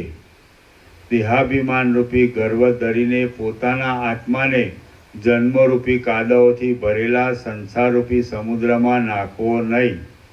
આ દેહરૂપી દુઃખ શું છે, કેમ આવ્યું છે, સાથી થયું છે અને કેમ નાશ પામે, એવી રીતથી સમજુ પુરુષોએ પ્રયત્નપૂર્વક વિચારવું જોઈએ. સંસારમાં ડૂબેલા આત્માનો ઉદ્ધાર કરવામાં માણસોને ધન, મિત્રો, શાસ્ત્રો કે બાંધવો કાંઈ કામ આવતા નથી. મનરૂપી મિત્ર કે જે સર્વદા સાથે જ રહેનાર છે, તેને શુદ્ધ કરીને જો તેની સાથે કંઈક વિચાર કરવામાં આવે તો આત્માનો ઉદ્ધાર થાય છે. વૈરાગ્ય તથા અભ્યાસરૂપી યત્નોને સાથે રાખી પોતાનો વિચાર કરવાથી ઉત્પન્ન થયેલા તત્વાવલોકન આત્માનું અવલોકનરૂપી વહાણથી સંસારરૂપી સમુદ્ર તરાય છે. આત્મા કે જે નિરંતર દુષ્ટ આશાથી બળતો હોવાને લીધે લોકોની દયાનું પાત્ર રાખ થઈ ગયો છે, તેની ઉપેક્ષા કરવી જોઈએ નહીં, પણ કાળજી રાખીને તેનો ઉદ્ધાર કરવો જોઈએ. આ જીવરૂપી હાથી કે જે અહંકારરૂપી મોટા ખીલામાં તૃષ્ણારૂપી સાકરથી બંધાયેલો છે, મનરૂપી મદવાળો છે અને જન્મરૂપી કાદવમાં ડૂબી ગયો છે, તેને તે કાદવમાંથી કાઢવો જોઈએ. હે રામ, જો મૂઢપણાને દૂર કરીને અહંકારને ધોઈ નાખવામાં આવે તો એટલાથી જ આ આત્માનું રક્ષણ થાય છે.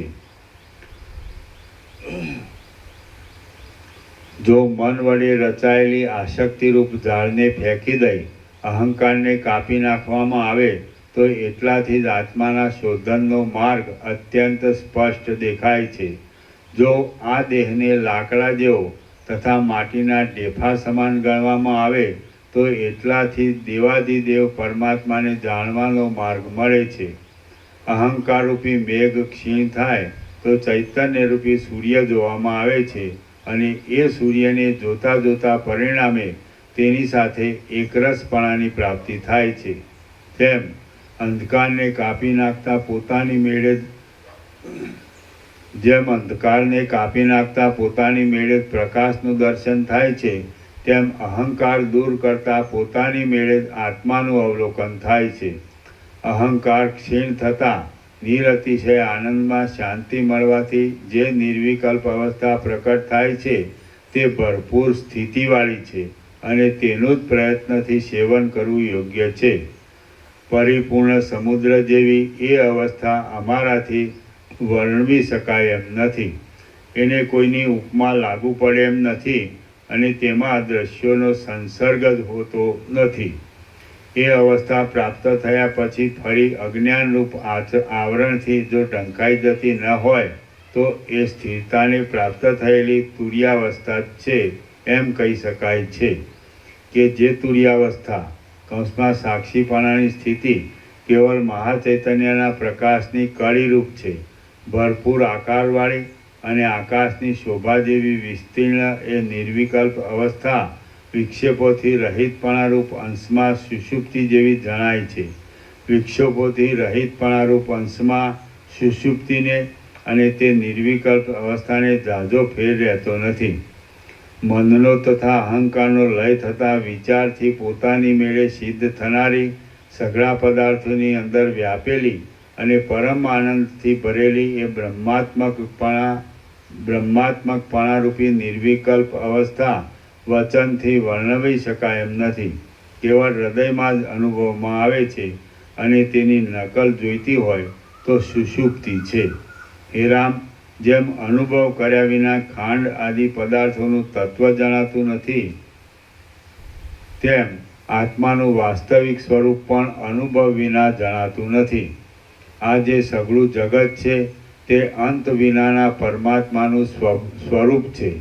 જ્યારે ચિત્ત વિષયોમાંથી ઉપરામ પામીને આત્માકાર થઈ નિશ્ચળ રહે ત્યારે સ્થાવર જંગમનો અંતર્યામી અને સાક્ષીપણાથી ઇન્દ્રિય આદિને પ્રકાશ આપનારો એ પરમાત્મારૂપી દેવ સાક્ષાત અનુભવમાં આવે છે.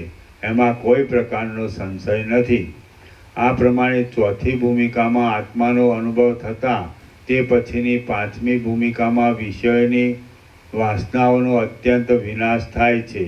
તે પછીની છઠ્ઠી ભૂમિકામાં યત્ન વિના જ પરમ પુરુષાર્થરૂપ આત્માનો સર્વદા પૂર્ણપણે અનુભવ થાય છે.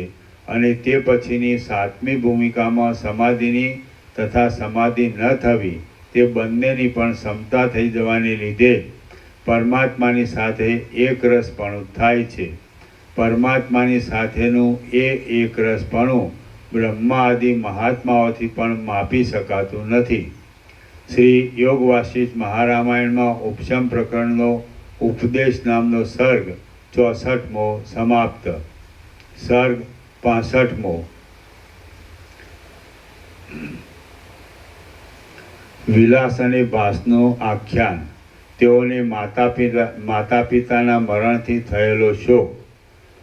આ 65મા સર્ગમાં સહ્યાદ્રીનું, તેમાં અત્રિ મુનિના આશ્રમનું અને કૈલાસ તથા વિલાસ તથા ભાસ નામના બે તપસ્વીના જન્મ કર્માદિનું તથા તેઓને શોક થવાનું વર્ણન કરવામાં આવશે. વશિષ્ઠ બોલ્યા, હે કમળ સરખા નેત્રોવાળા રામ, અહંતા તથા મમતાનો ત્યાગ કરીને અને મનથી જ મનને કાપી નાખીને જો આત્માનું અવલોકન કરવામાં ન આવે તો જગતરૂપી દુઃખ ચિત્રમાં આલેખેલા સૂર્યની પેટે અસ્ત પામતું નથી. આપદા મહાસમુદ્ર જેવી અપાર થઈ પડે છે. એને ઘણી ગરબડોથી ભરેલી જન્મ મરણરૂપી વર્ષા ઋતુ કે જે અજ્ઞાનરૂપી કાળા વાદળાવાળી છે તથા જળ પદાર્થોરૂપી જળની ધારાઓને વરસાવનારી છે તે વારંવાર આવ્યા કરે છે. આ વિષયમાં જ ભાસ અને વિલાસ નામના બે મિત્રોના સંવાદરૂપ પ્રાચીન ઇતિહાસ કહેવામાં આવે છે કે જે સંવાદ સહ્યાદ્રીના શિખર ઉપર થયો હતો.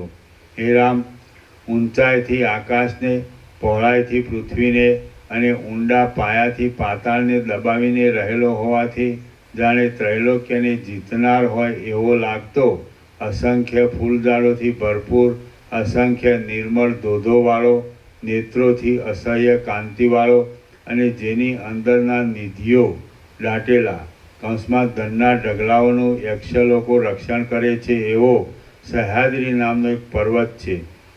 એ પર્વતમાં કોઈ સ્થળે વૃક્ષોમાંથી પુષ્પોનો વરસાદ થયા કરે છે.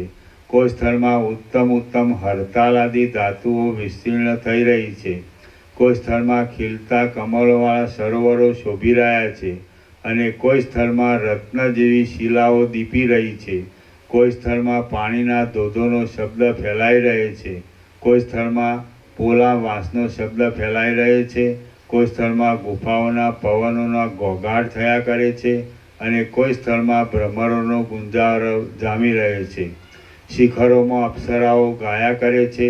વનોમાં મૃગો તથા પક્ષીઓ વિહાર કરે છે. ઉપરના ભાગોમાં મદોન્મત્ત વાદળા ગાજ્યા કરે છે અને ખુલ્લા ભાગોમાં પક્ષીઓ નાદ કર્યા કરે છે. ગુફાઓમાં વિદ્યાધર લોકો ગાયા કરે છે. સરોવરની અંદરના કમળવનોમાં ભમરાઓ ગાયા કરે છે. આસપાસના ભાગોમાં ભીલ લોકો ગાયા કરે છે અને વનના વૃક્ષોમાં પક્ષીઓ ગાયા કરે છે. એ પર્વત શિખરોમાં દેવતાઓ હોવાને લીધે, નીચેના ભાગોમાં મનુષ્યો હોવાને લીધે અને ધરતીની અંદરના ભાગોમાં નાગો હોવાને લીધે જાણે બીજું ત્રૈલોક્ય હોય એવો તે લાગે છે. એ પર્વતમાં ગુફાઓની અંદર સિદ્ધ લોકો રહે છે. પૃથ્વીની અંદરના ભાગોમાં ધનના નિધિઓ રહ્યા છે. ઉપર રહેલા ચંદનના વૃક્ષોમાં સર્પો વીંટાઈને રહ્યા છે અને શિખરો પર સિંહો રહેલા છે. એ પર્વત પુષ્પોરૂપી વાદળાઓથી વીંટાયેલો છે.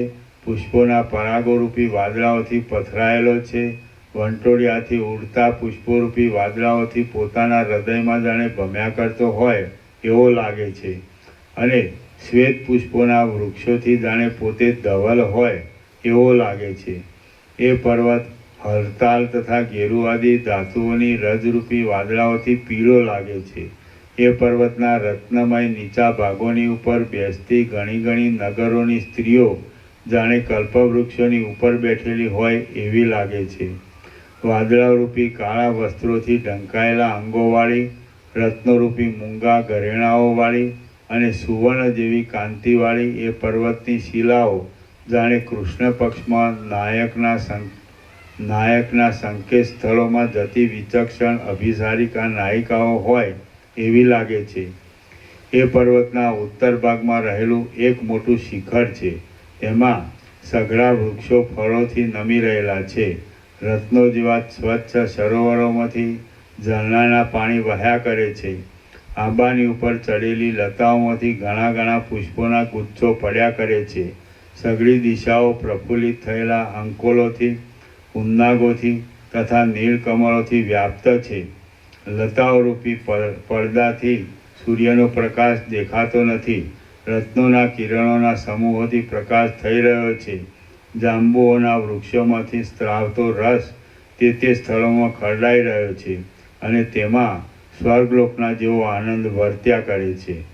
તે શિખરમાં બ્રહ્મલોકના જેવો, સ્વર્ગલોકોના જેવો તથા સદાશિવના નગર જેવો રમણીય અને સિદ્ધ લોકોના પરિશ્રમને મટાડનારો અત્રિ ઋષિનો એક મોટો સુશોભિત આશ્રમ છે. જેમ આકાશના માર્ગમાં શુક્ર અને બૃહસ્પતિ નામના બે પંડિત તપસ્વીઓ છે, તેમ એ મોટા આશ્રમમાં શુક્ર અને બૃહસ્પતિ નામના બે પંડિત તપસ્વીઓ રહેતા હતા. જેમ એક તળાવમાં રહેનારા બે કમળ વૃક્ષોને અત્યંત સ્વચ્છ બે કળીઓ ઉત્પન્ન થાય, તેમ એક સ્થળમાં રહેનારા એ બે તપસ્વીઓને અત્યંત નિર્મળ શરીરવાળા બે પુત્રો ઉત્પન્ન થયા. એમાં એકનું નામ વિલાસ રાખવામાં આવ્યું અને બીજાનું નામ ભાસ રાખવામાં આવ્યું. જેમ પાંદડા લતાના અને વૃક્ષના આશ્રયથી અનુક્રમે વૃદ્ધિ પામે છે, તેમ એ બંને બાળકો માતા પિતાના આશ્રયથી અનુક્રમે વૃદ્ધિ પામ્યા. સારા મનવાળા એ બંને બાળકો પરસ્પરની ઉપર સ્નેહ રાખવા લાગ્યા, પરસ્પરને પ્યારા લાગવા લાગ્યા અને જેમ તલ અને તેલ ભેગા રહે છે, પુષ્પ અને સુગંધ ભેગા રહે છે તથા પુત્રની ઉત્પત્તિની લાલચવાળા પ્રેમી સ્ત્રી અને પુરુષ ભેગા રહે છે, તેમ ભેગા જ રહેવા લાગ્યા. એમનું મન જાણે એકમાંથી બે પણાને પામેલું હોય તેમ સમાન જ રહેતું હતું. પરસ્પરથી આનંદ પામતા અને અત્યંત મનોહર શરીરોવાળા એ બે બાળકો જેમ કમળમાં બે ભમરાઓ રહે તેમ પોતાના આશ્રમમાં રહેતા હતા. નવી નવી વસ્તુઓ ઉપર પ્યાર કરતા અને જાણે ચંદ્ર તથા સૂર્ય એક સાથે ઉદય પામેલા હોય એવા લાગતા એ બે બાળકો અત્યંત થોડા કાળથી જ બાલ્યાવસ્થાને છોડીને યૌવનને પ્રાપ્ત થયા હતા. જેમ પીડાયેલા પક્ષીઓ માળાને ત્યજીને આકાશમાં જાય, તેમ વૃદ્ધાવસ્થાથી પીડાયેલા એમના મા બાપ શરીરને ત્યજી દઈને સ્વર્ગમાં ગયા. મા બાપ મરી જતા એવો પાણીમાંથી બહાર કાઢેલા કમળોની જેમ રાખ મોઢાવાળા, તપેલા અંગોવાળા અને ઉત્સાહ વિનાના થઈ ગયા. વિલાસ અને ભાસ એ બંને જણા પોતાના મા બાપના મરણ પછી કરવાની સઘળી ક્રિયાઓને કરી લઈને વિલાપ કરવા લાગ્યા. કેમ કે જગતની મર્યાદાનું મોટાઓથી પણ ઉલ્લંઘન કરી શકાતું નથી.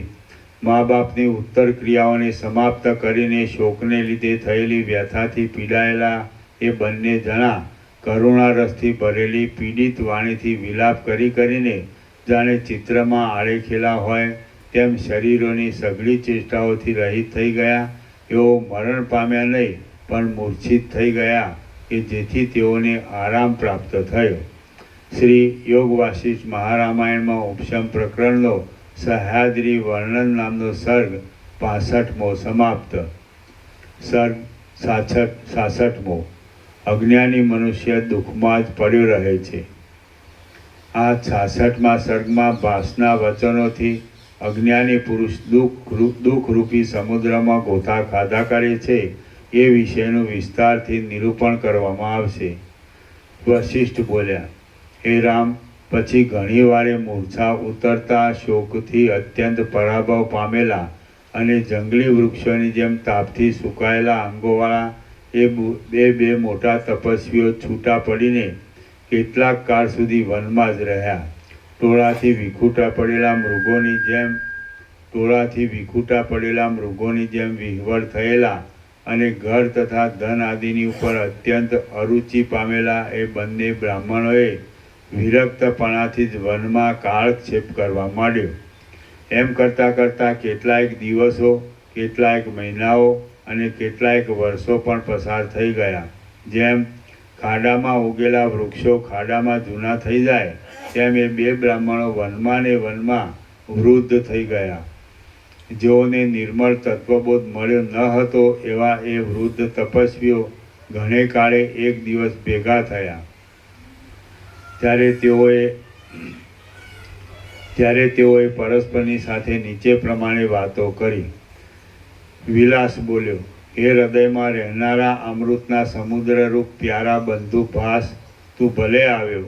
આ જગતમાં તારો સમાગમ મને મારા જીવનરૂપી ઉત્તમ વૃક્ષના ફળ જેવો જણાય છે. હે ભલાભાઈ, મારાથી છૂટો પડ્યા પછી તે આટલા દિવસો ક્યાં કાઢ્યા એ તું મને કહે. તારું તપ સફળ થયું છે ને? તારી બુદ્ધિ શાંત રહે છે ને? તારી વિદ્યા સફળ થઈ છે ને?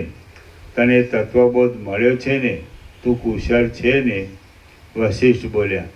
એ પ્રમાણે બોલતા સંસારથી અત્યંત ઉદ્વેગ પામેલા અને જેણે તત્વબોધ થયો ન હતો એવા એ વિલાસને ભાસે પ્રીતિપૂર્વક નીચે પ્રમાણે કહ્યું. ભાસ બોલ્યો, હે સૌમ્ય, માન આપનારા, તારો સમાગમ થયો તેથી જ મારું આવું સફળ થયું છે. તું આજ જોવામાં આવ્યો એ બહુ સારું થયું. આપણે કે જેઓ આ સંસારમાં રહેલા છીએ તેઓનું કુશળ તો ક્યાંથી જ હોય? જ્યાં સુધી જાણવાની વસ્તુ જાણવામાં આવી નથી, ચિત્તના કામ આદિ સંકલ્પો ક્ષીણ થયા નથી અને સંસારરૂપી સમુદ્ર તરાયો નથી, ત્યાં સુધી આપણું કુશળ ક્યાંથી જ હોય? જેમ દાતરડાથી લતાઓ કપાઈ જાય છે તેમ જ્યાં સુધી ચિત્તથી થતી સઘળી વાસનાઓ કપાઈ ગઈ નથી ત્યાં સુધી આપણું કુશળ ક્યાંથી જ હોય? જ્યાં સુધી યોગ્ય સમજણ મળી નથી, ક્ષમતા પ્રાપ્ત થઈ નથી અને આત્મજ્ઞાન ઉદય પામ્યું નથી ત્યાં સુધી આપણું કુશળ ક્યાંથી જ હોય? એ સૌમ્ય, જ્યાં સુધી આત્માનો લાભ થયો ન હોય અને જ્ઞાનરૂપી મોટું ઔષધ મળ્યું ન હોય ત્યાં સુધી આ દુષ્ટ સંસારરૂપી વિસૂચિકા વારંવાર થયા જ કરે છે. બાળપણારૂપી અંકુરિત અવસ્થા મટ્યા પછી જેમાં યૌવનરૂપી નવપલ્લવ ઉદય પામે છે અને તે પછી જરારૂપી પુષ્પ ઉદય પામે એવું આ સંસારરૂપી કાંટાળું વૃક્ષ વારંવાર ઉગ્યા કરે છે. આ કાયારૂપી જૂના ઝાડમાંથી બાંધવરૂપી ભ્રમરોના વિલાસોરૂપી ગુંજારોવાળી અને ગળપણરૂપી પુષ્પવાળી મરણરૂપી મંજરી ઉદય પામે છે. ભોગવાઈ ગયેલા કર્મોરૂપી અનેક ઋતુઓ વીતી જવાને લીધે રસથી રહિત થતી અને વારંવાર જેમાં એના એ વિષયો ભોગવાય છે એવા દિવસોથી પૂરાતી વર્ષોની પંક્તિપણું વર્ષોની પંક્તિ ઘણું કરીને પુરુષાર્થ કર્યા વિના જ કાઢવામાં આવે છે. દેહરૂપી પહાડની તે આસક્તિઓરૂપી મોટી ગુફાઓ કે જેઓ તૃષ્ણાઓરૂપી હજારો કાંટાઓથી તથા વિષય ભોગોરૂપી અનેક સર્પોથી ઘેરાયેલી છે, તેમાં અને તે વિષય સુખને અર્થે કરવામાં આવતી ક્રિયાઓમાં જ કાળ વીતી જાય છે, જેનું જવું અને આવવું સમાપ્ત જ થતું નથી. એવા રાત દિવસો લાંબા ટૂંકા દુઃખોથી, સુખના લેશ જેવા લાગતા વિષયભોગોથી અને સારા નરસા કાર્યો કરવાથી નકામા જ જાય છે અને નકામા જ આવે છે. ખોટા કાર્યો કરનારા પ્રાણીઓ દુષ્ટ આશાઓના વેગથી વધતા જતા અને ખોટા ફળો જ આપનારા તુચ્છ કર્મો કરવામાં જ આયુષ્યને કાઢી નાખે છે. લાલચરૂપી હાથણીમાં મોહ પામેલો આ મનરૂપી મદોન્મત હાથી વિવેકરૂપી બાંધવાના ખીલાને ઉખેડી નાખીને દૂર દૂર દોડ્યો જાય છે. કાયારૂપી ઝાડમાં હૃદયરૂપી મોટો માળો કે જેમાંથી વિવેકરૂપી ચિંતામણી પડી જાય છે, તેમાં ઉછરેલો અને જીભની ચપળતાથી વળગી રહેનારો આ મીઠા મીઠા અન્ન આદિના અભિલાષારૂપી ગીત નિરંતર બળ પામતો જાય છે. વૃદ્ધાવસ્થા પ્રાપ્ત થતાં રસથી તથા સુખથી રહિત થયેલી અને જેના કોમળ અવયવો શિથિલ થતા જાય છે, એવી આ કાયા જૂના પાંદડાની જેમ ક્ષીણ થઈ જાય છે. વૃદ્ધાવસ્થામાં પુત્ર આદિએ કરેલા અપમાનથી લેવાઈ ગયેલું અને જેની શોભા નાશ પામી હોય તેવું શરીર મોટા હિમનું બિંદુ જેની ઉપર પડેલું છે, એવા રજથી ખરડાયેલા કમળની જેમ ભૂખરા રંગવાળું થઈ જાય છે. વળી જેમાંથી યૌવનરૂપી જળ વહી ગયું છે, એવા અને સુકાઈ જતા એ દેહરૂપી તળાવમાંથી આયુષ્યરૂપી રાજહંસ એવો નાસી જાય છે કે પાછો આવતો જ નથી. જર્જરિત અને કાળરૂપી પવનના બળથી કંપતા જીવનરૂપી ઝાડમાંથી ભોગોરૂપી પુષ્પો અને દિવસોરૂપી પાંદડાઓ તૂટી પડતા જ જાય છે. અંદર ભોગોરૂપી સર્પોને તથા દુઃખોરૂપી દેડકાઓને ધરનારા અને આશારૂપી અપાર જળવાળા મનના મોહરૂપી ઊંડા કૂવાઓમાં જીવ ડૂબી જાય છે. જેમ અનેક રંગોથી રંગાયેલી અને બહુ જ ચપળતાવાળી દેવ મંદિરની ઉપર ચડાવેલી પતાકા ઊંચે ચડતી જાય છે, તેમ અનેક વિષયોથી રંગાયેલી અને બહુ જ ચપળતાવાળી તૃષ્ણા ઊંચે ચડતી જાય છે. કાળરૂપી મોટા દરમાં રહેનારો મૃત્યુરૂપી ઉંદર આ સંસારરૂપી યંત્ર પર ચડેલા દેહરૂપી વસ્ત્રના જીવનરૂપી તંતુને કાપી નાખે છે. યૌવનરૂપી મોટા કલ્લોલવાળી જરા વારમાં ઉત્પન્ન થતા તીક્ષ્ણ ક્રોધ આદિ ફીણવાળી અને લોભ આદિથી થતા ભ્રમણોરૂપી મોટી ચકરીઓવાળી આ જીવનરૂપી દુષ્ટ નદી ચાલી જાય છે. શિલ્પ આદિ કળાઓના સમૂહોરૂપી અને જગતના વ્યવહારોરૂપી કલ્લોલોની મોટી ઉથલપાથલવાળી તેમજ પોતાની અંદર પડેલાઓને ઘૂમરીઓ ખવડાવનારી આ અંત વિનાની પ્રવૃત્તિરૂપી નદી પ્રત્યેક જન્મમાં આમને આમ વહ્યા કરે છે.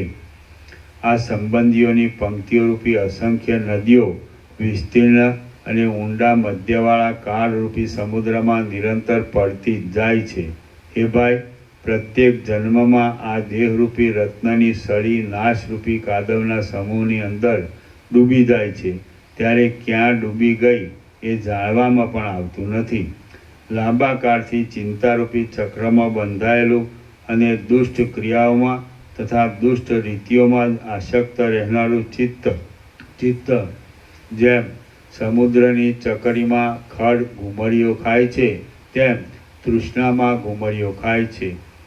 કાર્યોરૂપી મોટા અનંત કલ્લોલોમાં તણાતું જતું અને ચિંતાથી બહુ ગભરાયા કરતું ચિત્ત ક્ષણ માત્ર પણ શાંતિ પામતું નથી. બુદ્ધિરૂપી પક્ષીની આ કર્યું, આ કરું છું અને આ કરીશ એવી રીતની કલ્પનારૂપી જાળમાં બંધાઈને મૂંઝાઈ જાય છે.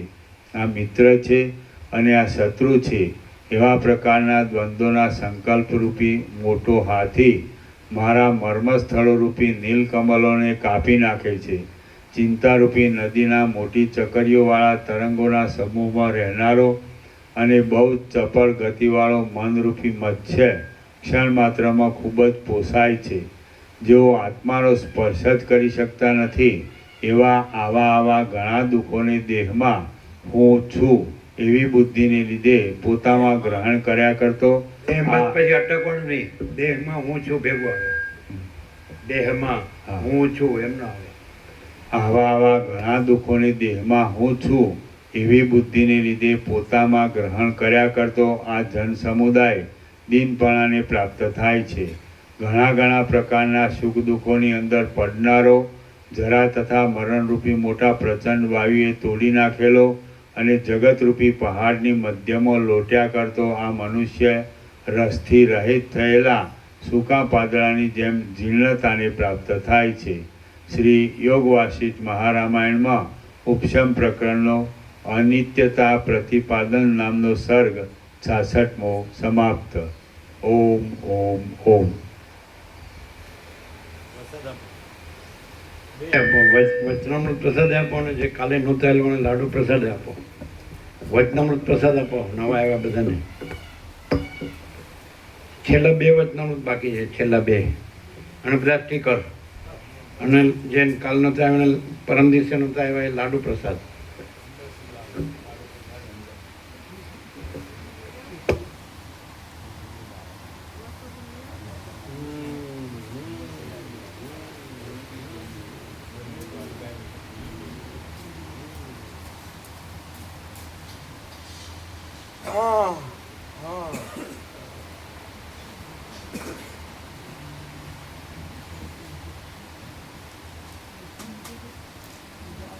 દેહમાં હું છું, દેહમાં હું છું,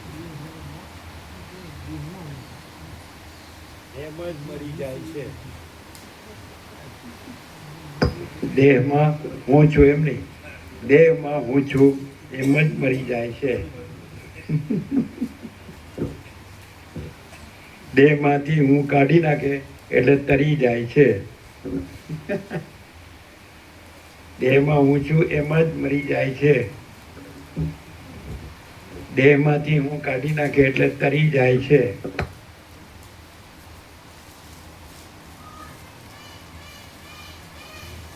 દેહમાં હું છું ની બધી એની જ બધી જન્મ મરણ સુખ તો બધી ઉપાધિ એની જ છે. અને દેહમાં હું નથી એ જ મોક્ષ છે અને પરમ શાંતિ છે.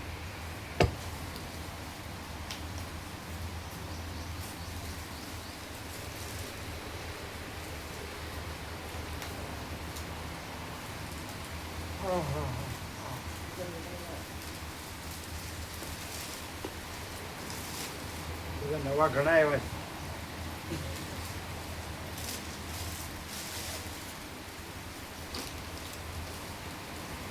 અંદર સ્ટીકરો છે.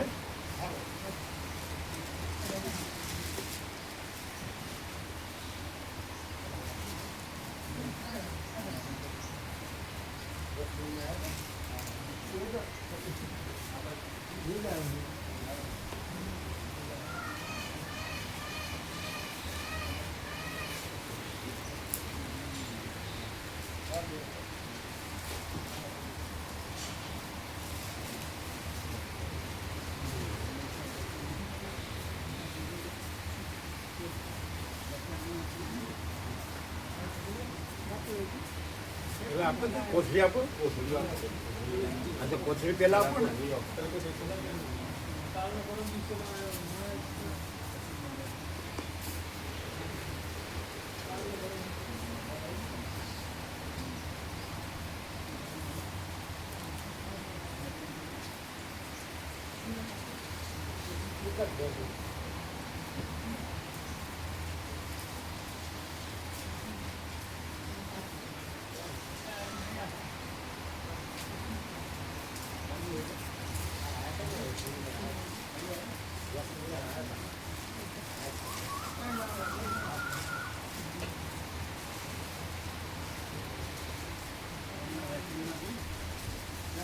પાછળ જોયા બધા.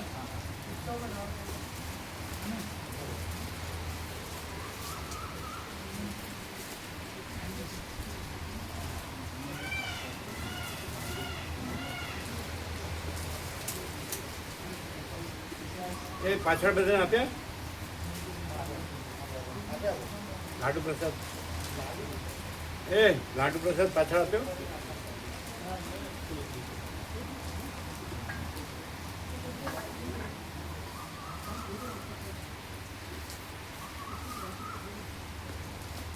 અહીંયા આપ્યો બધાને અહીંયા લાડુ પ્રસાદ અહીંયા આપ્યો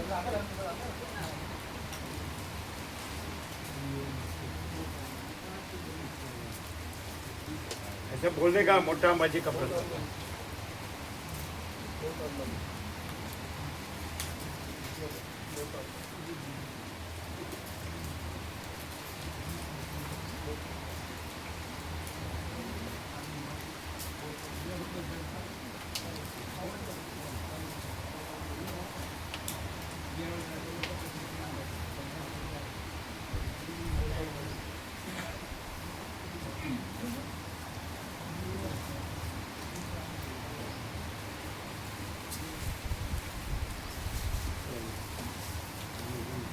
બ્રહ્મકૃપાથી કેવલમ આનંદ આજે નીકળવાનું ના કાલે જ 13 તારીખ બપોરનો પ્રસાદ લઈને આને લઈ જવાનું બેટાનો પ્રસાદ આપો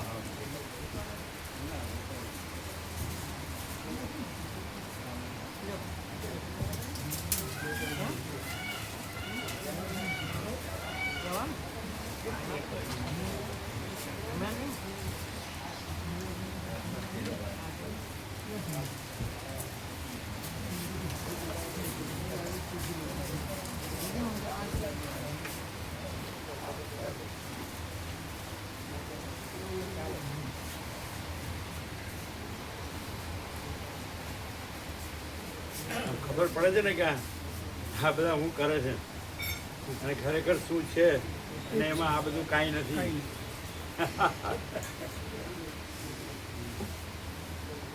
જો હે તો હે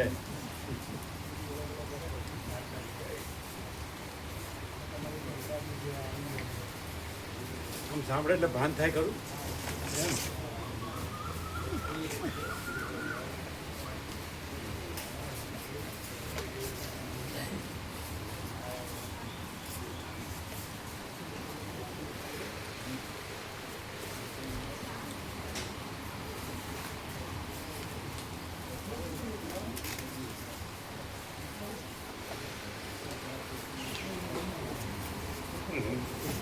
બધું ઉઘાડું આમ અને આને લાગે કે હું બધું જાણું છું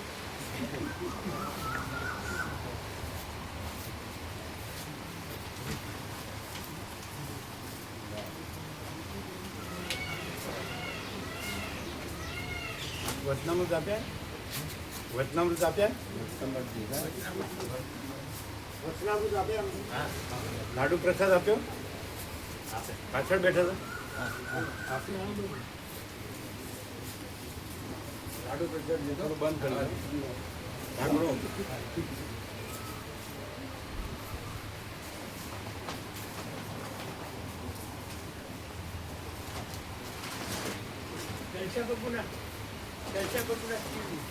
પાલનપુર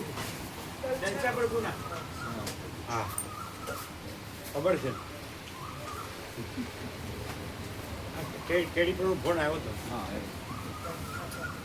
મને કહ્યું હતું તમે આવવાનું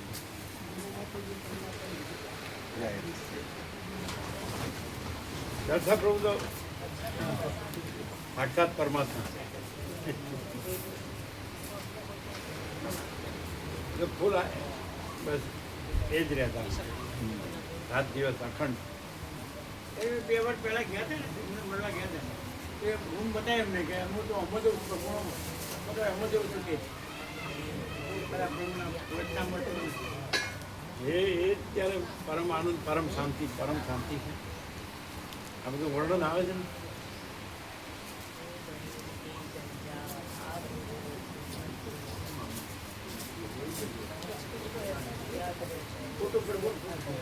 હા ક્યાં ગયા પેલા આનંદ પ્રભુ આનંદ પ્રભુ ક્યાં ગયા દવા અચ્છા બર્યો તમને લઈ આપ્યો બર્યો આનંદ પ્રભુ આવે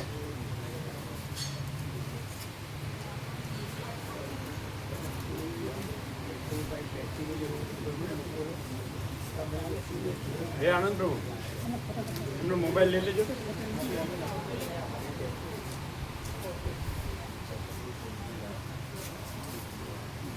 તમે લોકો આવી જાઓ.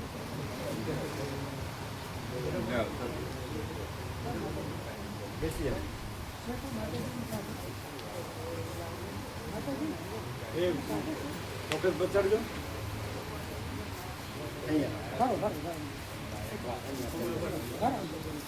બેસી જાઓ. બેસી જાઓ. ફોકસ છે ત્યાં જુઓ. ક્યાં છે ફોકસ? બેસી જાઓ. અહીંયા પહેલા ક્યાં જુઓ? બતાડજો. ફોકસ બતાડો. પહેલા ક્યાં જોવાનું? કપાઈ નહીં, આખું આવવું જોઈએ. હા